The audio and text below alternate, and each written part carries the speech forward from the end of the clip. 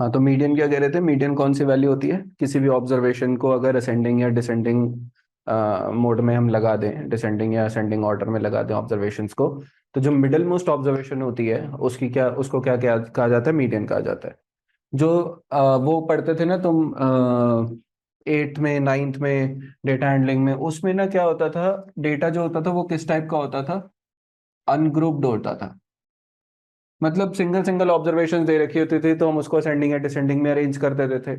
और फिर हम कह देते थे कि अगर इवन नंबर ऑफ ऑब्जर्वेशन है, एन अगर इवन है, तो कौन सी मीडियन होगी? n/2th observation plus n/2 plus 1th observation whole upon 2 divide कर दोगे तो आ जाएगा।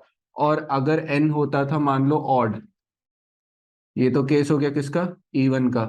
तो हम बोल देते थे कि मीडियन जो होगा वो किसके बराबर होगा? n+1 whole upon 2th observation जो होगी वही मीडियन होगी। सपोज अगर n होता 10, तो 10/2 मतलब 5, और 5+1 मतलब 6। तो फिफ्थ और सिक्स्थ ऑब्जर्वेशन का जो एवरेज होता, देखो दो ऑब्जर्वेशन लिए हैं, उनका सम लिया और नंबर ऑफ ऑब्जर्वेशन 2 ही है, तो जो फिफ्थ और सिक्स्थ ऑब्जर्वेशन का एवरेज होगा वही मीडियन होगा।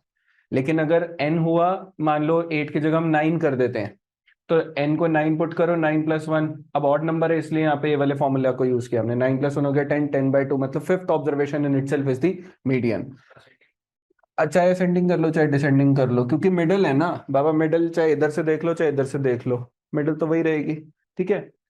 लेकिन जब तुम आ जाते हो ग्रुप्ड डेटा पे, वहां पे ये चीजें काम नहीं करती हैं, क्योंकि वो बनाई किसके लिए? अनग्रुप्ड डेटा के लिए।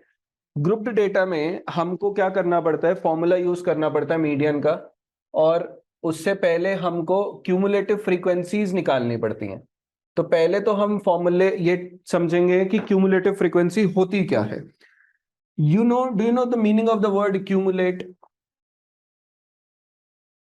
क्यूमुलेट मतलब कलेक्ट करना, इकट्ठा करना। तो अगर मैं क्यूमुलेटिव फ्रीक्वेंसी की बात कर रहा हूं तो उसमें मैं मल्टीपल ऑब्जर्वेशंस की फ्रीक्वेंसीज को इकट्ठा करके देखता हूं। एक क्लास की फ्रीक्वेंसी नहीं आती, बल्कि मल्टीपल क्लासेस की फ्रीक्वेंसीज को इकट्ठा करके क्या बनती है? Cumulative frequency. एग्जाम्पल समझ लेते हैं। सबसे पहले हम table, by the way median निकालने में ऐसे नहीं बनाते हैं, मैं फिर से बोल रहा हूं, ये खाली आपके अंडरस्टैंडिंग के लिए। सबसे पहले मैं निकालता हूं इन सबकी cumulative frequencies in the less than type. ठीक है।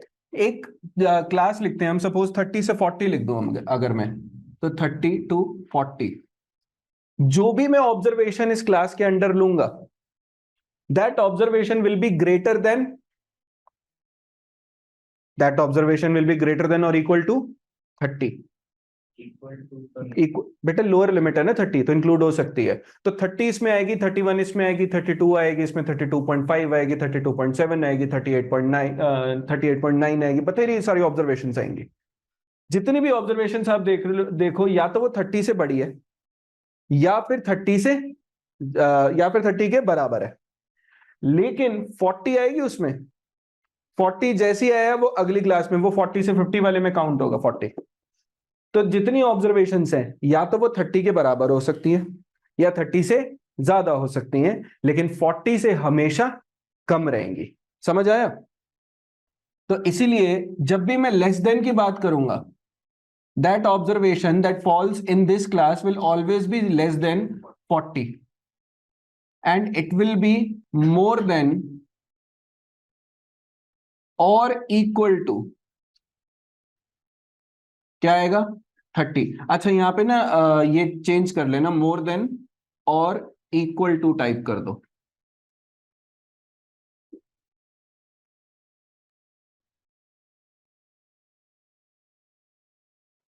कोई प्रॉब्लम?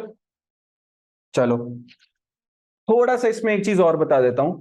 आप देखो 40 यहां पे एक्चुअली कौन सी लिमिट का काम कर रहा है? अपर लिमिट या lower limit?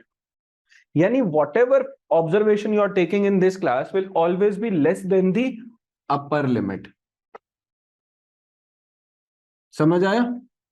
And it will always be either more than और equal to the lower limit, क्योंकि 30 किसका काम कर रहा था? लोअर लिमिट का। तो यहां से एक जनरल चीज हमें पता चल गई कि किसी क्लास में आप कोई भी ऑब्जर्वेशन लेते हो, या तो वो मोर देन या इक्वल टू लोअर लिमिट होती है, या फिर वो लेस देन अपर लिमिट होती है। दोनों में से कुछ भी कह लो, बात एक ही है। So it will be more than equal to the lower limit and less than और and less than the upper limit. किसी को कोई डाउट यहां तक? ठीक है।